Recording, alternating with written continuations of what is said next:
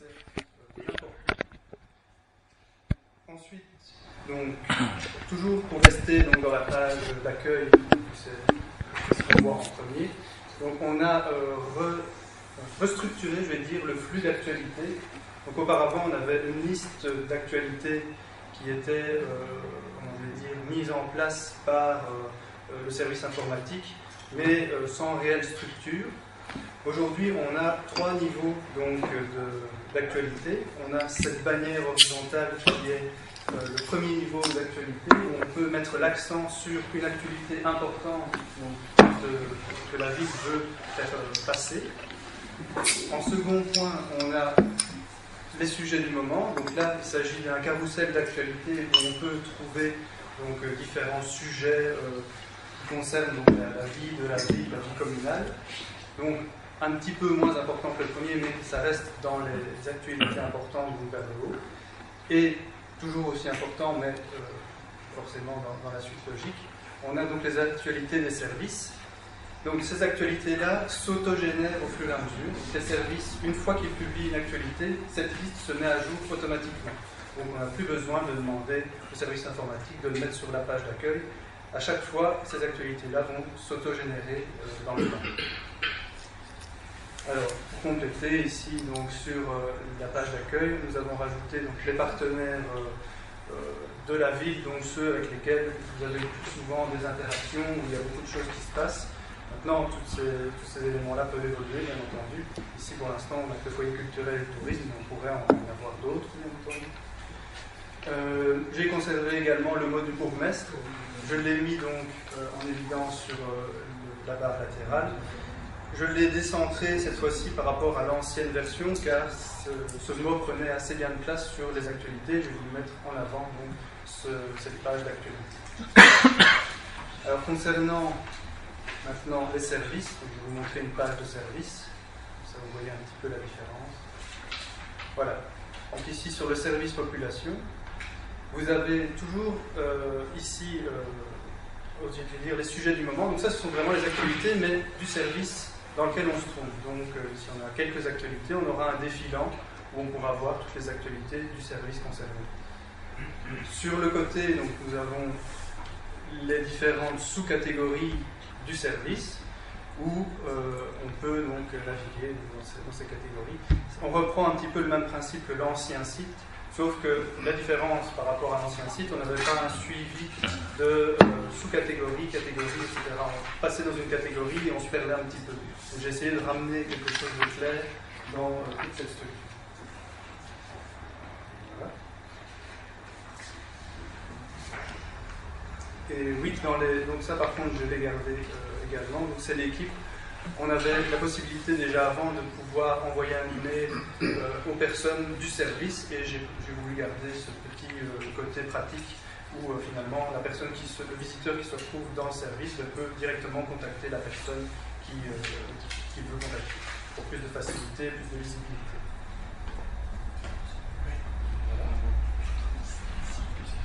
Donc maintenant, concernant la gestion proprement dite du site, auparavant on était sur un système qui était assez statique, c'est-à-dire qu'on ne pouvait pas donner la main à des utilisateurs pour faire certaines actions. Aujourd'hui, c'est tout à fait différent.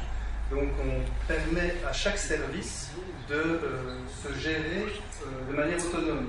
C'est-à-dire que le service population va pouvoir gérer ses pages, modifier ses pages, va pouvoir ajouter des actualités sans intervention du service informatique. Ce sera le service qui sera responsable finalement de sa portion de site.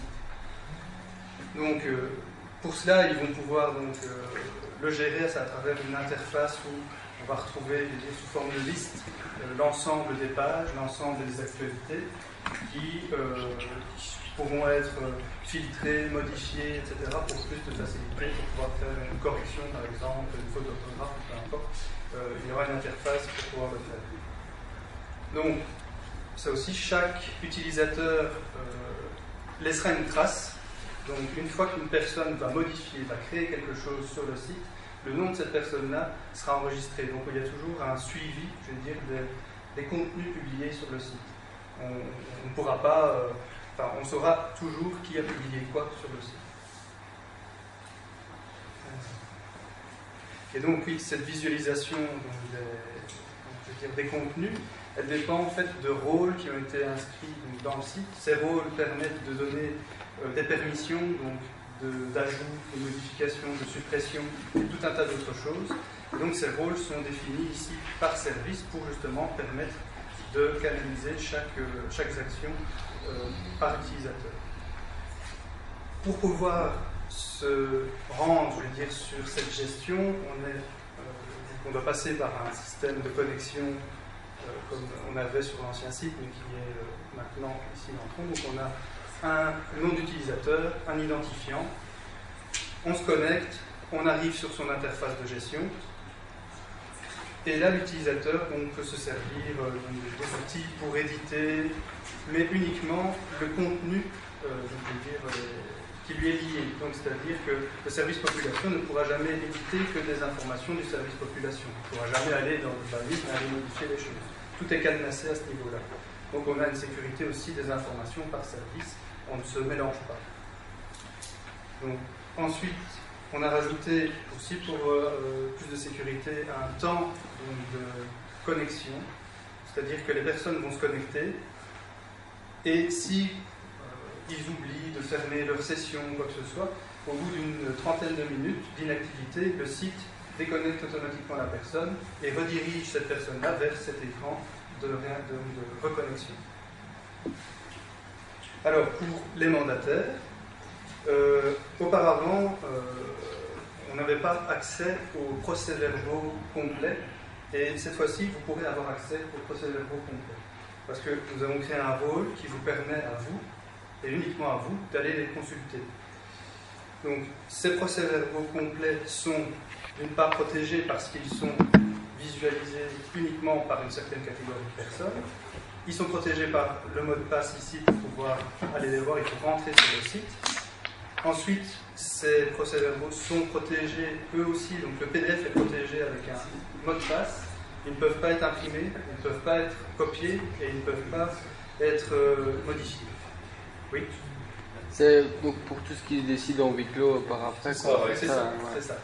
Et par rapport, moi on avait déjà soulevé la question, mais par rapport à la consultation des dossiers avant le conseil communal, ça c'est pas consultable sur le site internet. Les dossiers, vous voulez dire C'est-à-dire plutôt que de venir voir les dossiers à la commune, c'est pouvoir consulter les dossiers. Non, mais ce sera peut-être possible par après. Je veux dire, si on a un accès comme ça qui est personnalisé. Justement, ici en conclusion, je vais. C'est toujours possible, mais encore une fois, des fois des dossiers, quand ils sont assis, non, c'est sûr. Il faut les scanner surtout avant. Voilà, mais. Voilà.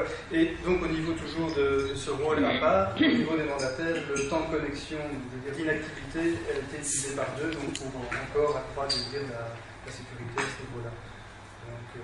Donc pour conclure, voilà, donc le site, je dis, n'est pas figé dans le temps de par sa structure. Donc il est créé d'une multitude de modules qui ajoutent des fonctionnalités au site. Donc pour ça, ce qui est important, c'est d'avoir, un suivi derrière, parce que ces modules doivent être mis à jour, ces modules, même le système entier doit être mis à jour régulièrement, sous peine d'avoir des failles de sécurité, ce qui n'est pas souhaité. Et donc ça, il faudra forcément une maintenance pour pouvoir le maintenir au mieux à chaque fois. Mais comme je disais, au niveau évolution, il est nettement plus évolutif que celui qu'on avait avant. Donc voilà. Pour la petite présentation du site internet de la ville. Je ne sais pas si vous avez des questions ou quelque chose que vous voudriez nous poser, des questions par rapport au site. Moi j'ai des questions. Oui. Donc pour les mandataires que nous sommes, les identifiants, ces logins sont transmis. Oui, aucun problème. On vous les transmettra. Ici pour l'instant, on est encore en train de les faire aussi pour chaque service, parce que ça fait quand même beaucoup de personnes pour lesquelles faire les modifications, mais une fois que le site sera prêt, vous aurez les identifiants. Et est-ce que les mandataires, donc par les conseils communaux, vont avoir accès au PV de collège? Oui, normalement oui, je pense. Oui. collège. Pour les mandataires? Bien sûr, c'est ça que tu as un identifiant et un mot de passe à chaque fois.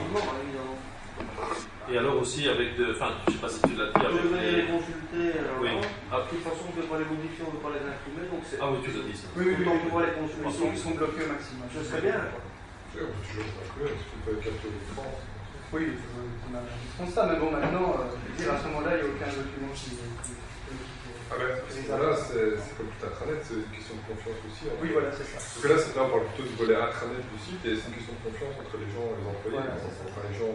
Maintenant, on essaie de limiter à travers certains processus que quelqu'un d'autre peut tomber sur les réseaux. On va vérifier, c'est évolutif, hein, comme ça. Moi, chapeau, en tout cas, je trouve ça vraiment c'est beaucoup plus convivial, beaucoup plus attractif et beaucoup plus facile. Mais comme ça a été signalé, c'est évolutif. Hein, donc, on est en train de le mettre en place et on l'améliorera au possible. C'est la différence par rapport à l'autre, donc ça, c'est vraiment possible de le faire. Ouais, aussi, il était très montant, là, c'est très bien d'avoir quelque chose pour renouveler le site actuel.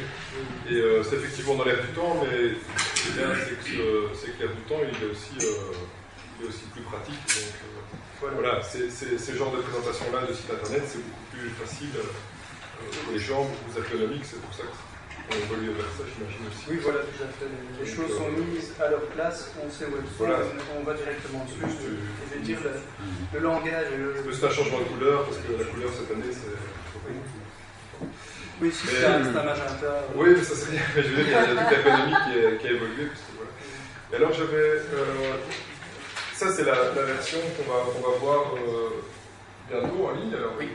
Ouais, on voulait la présenter au niveau du conseil communal. Ouais. C'est parce que là je me demandais, sur le logo quoi, qui reprend les emblèmes de la ville, maintenant on est passé à l'administration communale de Philippines. Et ça je me demandais un petit peu pourquoi, parce que on a un peu l'impression du coup que c'est le site de l'administration.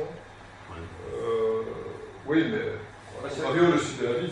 Si tu veux, à la région, on a aussi le site wallonie.be, qui est le site pour les citoyens, et puis on a le site du SPO et du site de Wallonie, c'est deux choses différentes. Donc, enfin voilà, la globalité pour moi c'était plutôt la ville de Philippines. Mais bon. Ça, c'est bien que ça change, parce que là on a surtout parlé de la forme du site, mais après il faudrait peut-être regarder un petit peu aussi le contenu, quels menus seront les plus pertinents, etc. Mais on a le temps, je tiquais un peu là-dessus. Parce que là c'est pas le logo de l'administration, par exemple, c'est le logo de la ville, pas l'anglais. Et alors, tu as évoqué la possibilité de contacter les gens par email, c'est via un formulaire ou... Oui, c'est un formulaire en ligne, donc il y a la possibilité des deux. Donc on a les adresses email qu'on peut copier et envoyer via le mail qu'on a l'habitude d'utiliser. Et il y a des systèmes directement intégrés dans le site qui permettent d'envoyer des mails aux personnes sans avoir soi-même un email ou à passer par sa boîte mail personnelle. Oui, parce qu'on n'est pas forcément dans son ordi à soi.